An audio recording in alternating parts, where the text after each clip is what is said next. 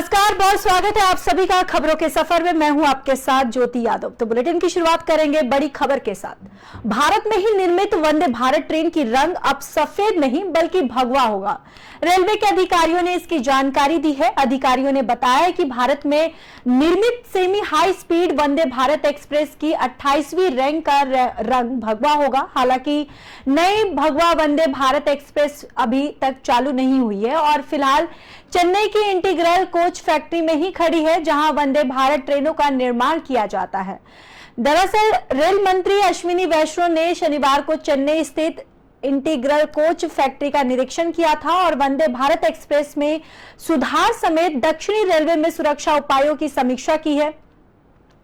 साथ ही साथ निरीक्षण करने के बाद केंद्रीय मंत्री ने कहा है कि स्वदेशी ट्रेन की 28वीं रैंक का नया रंग भारतीय तिरंगे से प्रेरित है। उन्होंने कहा कि वंदे भारत ट्रेनों में कुल 25 तरह के सुधार किए गए हैं। अधिकारियों के मुताबिक वंदे भारत एक्सप्रेसवे के कुल 25 रोग देश भर के अलग अलग रूट्स पर चल रहे हैं और 2 रोग को रिजर्व भी कर रखा है। अधिकारियों ने एनआई को बताया कि हालांकि इस 28वें रैंक का रंग प्रशिक्षण के तौर पर बदला जा रहा है और उसे भगवा रंग दिया जा रहा है।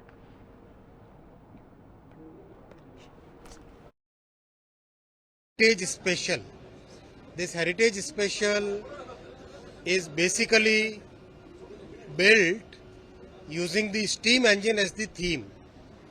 The steam engine, as all of us know, is very emotionally connected to us, and even though it is not running today, we thought that can we create a new concept which looks like steam engine, but it is actually operating by electricity.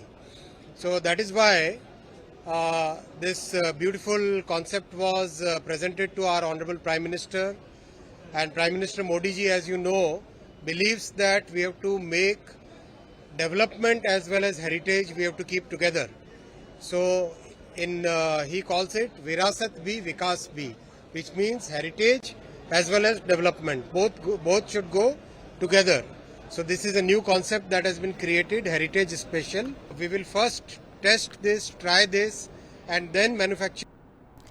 Jammu Kashmir के पूर्व CM Ghulam Nabi Azad ने कहा है कि साल 2018 से चुनाव का इंतजार कर रहे हैं और वो चाहते हैं कि चुने हुए नुमाइंदे ही सरकार चलाए।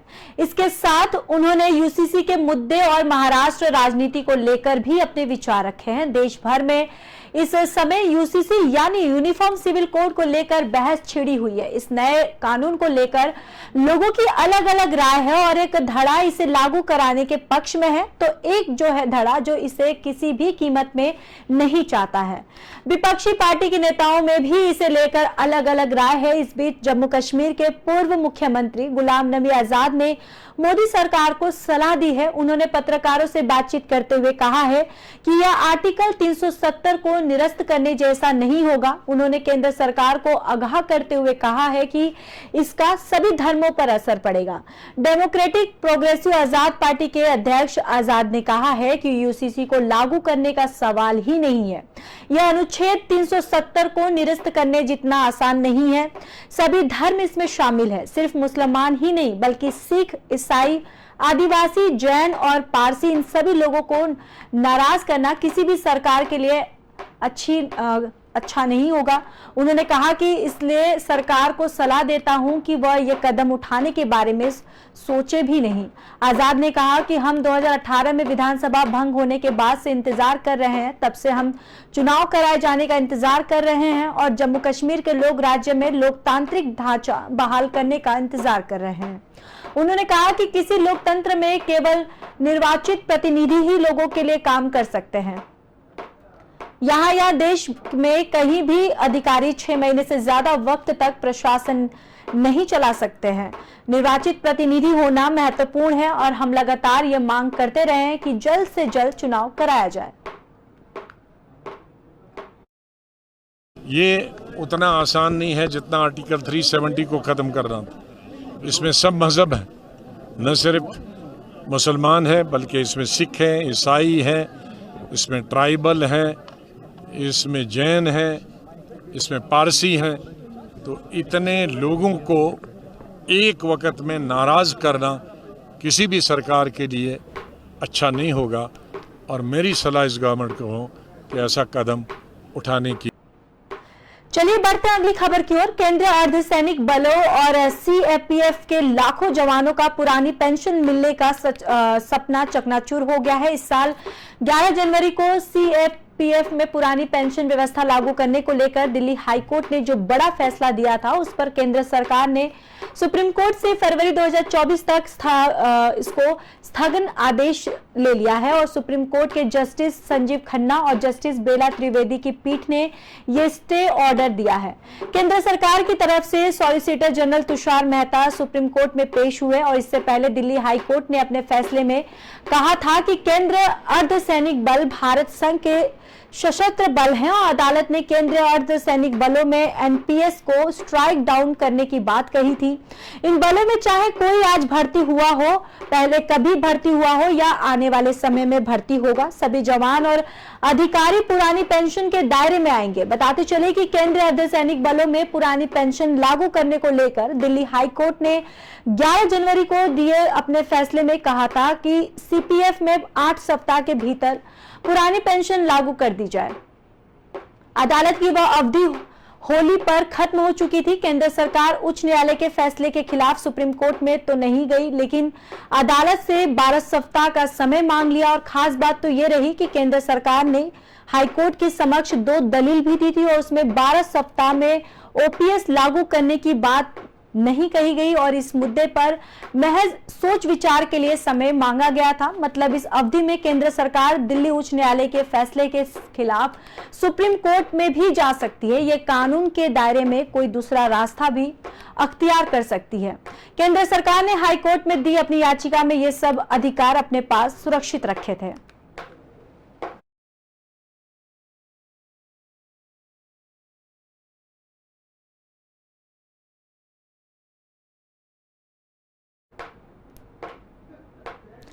ग्रेटर नोएडा भारतीय नागरिक सचिव के प्यार में पड़ोसी मुल्क पाकिस्तान से दिल्ली से सटे ग्रेटर नोएडा पहुंची। जेल से बाहर आकर और सचिन के घर पहुंचकर सीमा हैदर ने हिंदुस्तान और हिंदुस्तानियों की खुले दिल से प्रशंसा की है। सीमा ने बताया कि पाकिस्तान में महिलाओं पर घर में बंदिश रहती है और वो सिनेमा घर में फिल्म नहीं देख सकती। सोशल मीडिया पर वीडियो बनाना भी वहां महिलाओं के लिए आसान नहीं है।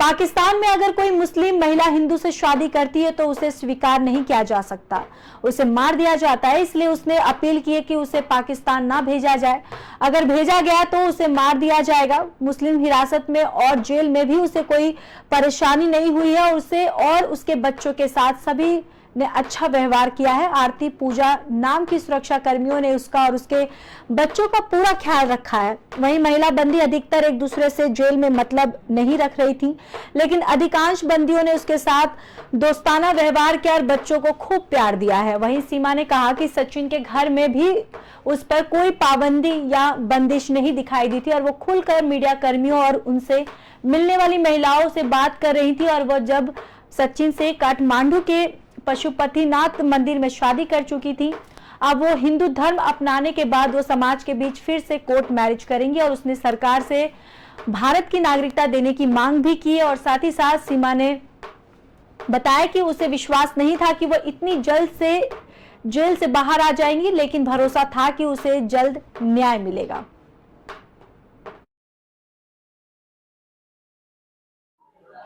मेरे को 2020 से प्रेम था। 2020 से ये स्टार्ट हुई थी अब तक का बात। और हमारा जो सरकार जी से बस यही निवेदन करना चाहता हूँ कि बस हमें, यानी कि घर वाले पापा भी बोल रहे हैं कि शादी के हिसाब से तुम्हारी भी जैसे घर घर पर शादी होती है तो उस तरीका की जितनी हम पे होगी इतनी शादी वैसे करेंगे। तो अगर कोर्ट मैरिज चाहेंगे तो कोर्ट मैरिज करवाएंगे, या वैसे घर पे जैसे शादी करते हैं हिंदू धर्म में। क्या? हाँ जी, वो नेपाल से, जिन नेपाल में हमने शादी की थी तब से ही उसने हिंदू धर्म अपना लिया है।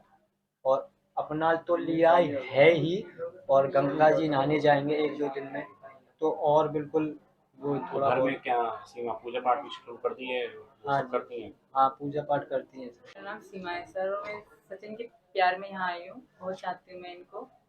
हद से ज़्यादा चाहती हूँ और मैं यहाँ रहना चाहती हूँ, इनसे शादी करके। यहाँ की पुलिस, यहाँ का कानून, यहाँ का सिस्टम बहुत अच्छा है, बहुत चेंज है हमारे यहाँ से।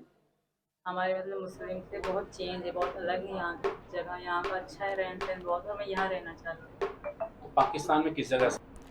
साल 2024 में होने वाले आम चुनाव और इसी साल के आखिरी में 5 राज्यों में होने वाले विधानसभा चुनाव के मद्देनजर सियासी हलकों में तैयारियां दिखना शुरू हो गई है। वहीं बीजेपी में भी चुनावी कार्यक्रमों को लेकर हलचल है और इसी की एक बानगी शनिवार को दिखाई दी, जब बीजेपी राष्ट्रीय अध्यक्ष ने कार्य समिति के सदस्यों की घोषणा की। चुनावी अभियानों को लेकर मिशन मोड में आई और बीजेपी ने तैयारियों को लेकर कमर कस ली है। वहीं राष्ट्रीय अध्यक्ष जगत प्रकाश नड्डा ने शनिवार को राष्ट्रीय कार्य समिति में फेरबदल किया है। इनमें तेलंगाना बीजेपी प्रमुख बंदी संजय कुमार समेत 10 लोगों के नाम शामिल किए गए हैं। जिन लोगों को पार्टी के राष्ट्रीय कार्य समिति का सदस्य बनाया गया है उनमें से ये नाम शामिल है। आपको बताते चले कि सुरेश कश्यप, डॉक्टर संजय जायसवाल, विष्णुदेव साय, धर्मलाल कौशिक, अश्विनी शर्मा, बंदी संजय कुमार, सोमावीर राजू, दीपक प्रकाश, किरोड़ी लाल मीणा और डॉक्टर सतीश पुनिया। इसके अलावा सुभाष कन्नौत के केरल का प्रदेश महासचिव बनाया गया है। बताते चले कि जेपी नड्डा ने राष्ट्रीय कार्य समिति के सदस्यों की जो घोषणा की है, इसमें कई पूर्व प्रदेश अध्यक्षों को भी जगह दी गई है। झारखंड के पूर्व प्रदेश अध्यक्ष दीपक प्रकाश, राजस्थान के पूर्व प्रदेश अध्यक्ष सतीश पुनिया, तेलंगाना के पूर्व प्रदेश अध्यक्ष बंडी संजय को भी जगह दी गई है। बिहार के पूर्व प्रदेश अध्यक्ष संजय जायसवाल को भी कार्य समिति का सदस्य बनाया गया है।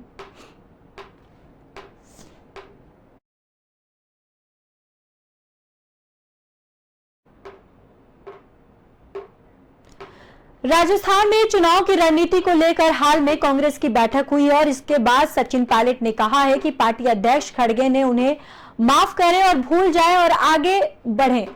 इसके साथ ही पायलट ने सीएम के चेहरे पर बड़ा बयान दिया। उन्होंने कहा कि दशकों से कांग्रेस किसी एक चेहरे को आगे करके चुनाव नहीं लड़ती है, सब मिलकर चुनाव लड़ेंगे और उसके बाद तय किया जाएगा कि सीएम किसे बनाया जाए। और इस दौरान उन्होंने अशोक गहलोत की तारीफ भी की है। कांग्रेस महासचिव संगठन प्रभारी केसी वेणुगोपाल ने इस टिप्पणी के बारे में पूछे जाने पर पायलट ने कहा है कि पार्टी कभी भी मुख्यमंत्री पद के उम्मीदवार की घोषणा नहीं करती है। उन्होंने कहा कि मुझे लगता है कि वेणुगोपाल ने जो कहा वह गलत नहीं है। हर बार जब हम हर चुनाव में जाते हैं तो किसी चेहरे पर नहीं लड़ते हैं, इसलिए 2018 में जब पीसीसी अध्यक्ष था और हमने एकजुट होकर चुनाव लड़ा तो हमने कभी भी नहीं कहा कि XYZ सीएम चेहरा होंगे। यह फैसला हम चुनाव के बाद करते हैं। पायलट ने जोर देकर कहा है कि राजस्थान में कांग्रेस सरकार के बारे में भी नहीं है बल्कि पार्टी के बारे में है। वहीं पार्टी का नेतृत्व, राष्ट्रीय और राज्य नेतृत्व एक सामूहिक इकाई है। उन्होंने जोर देकर कहा है कि हमारा प्रदर्शन और नीतियां व्यक्तिवादी नहीं है, वे कांग्रेस पार्टी की विचारधारा पर आधारित है। कैबिनेट वहां है और सीएम वहां है, हम सभी वहां हैं। जीत और हार किसी एक व्यक्ति के बारे में नहीं है, ये एक टीम की बात है।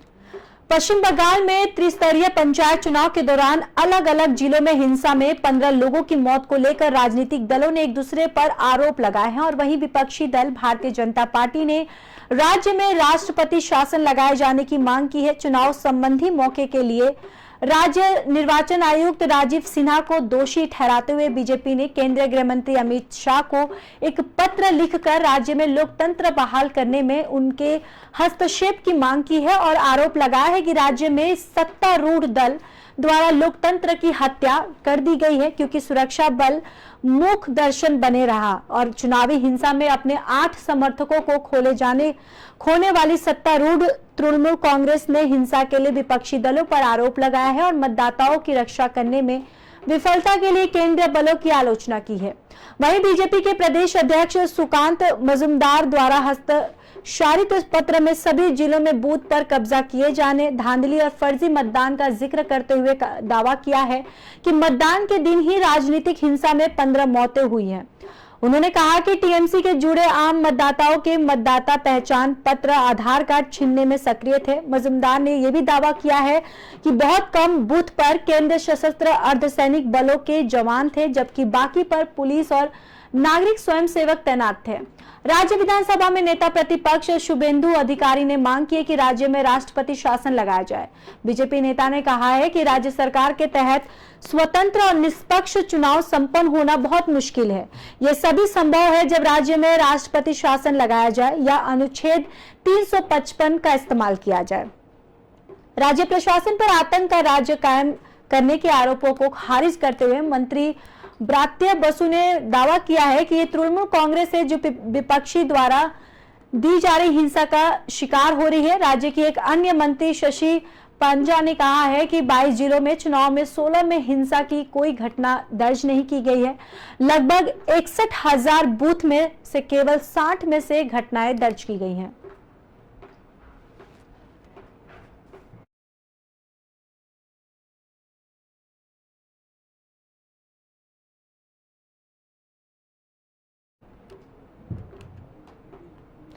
फिलहाल के लिए इस बुलेटिन में बस इतना ही। बाकी देश और दुनिया की खबरों के लिए देखते रहिए पी न्यूज़।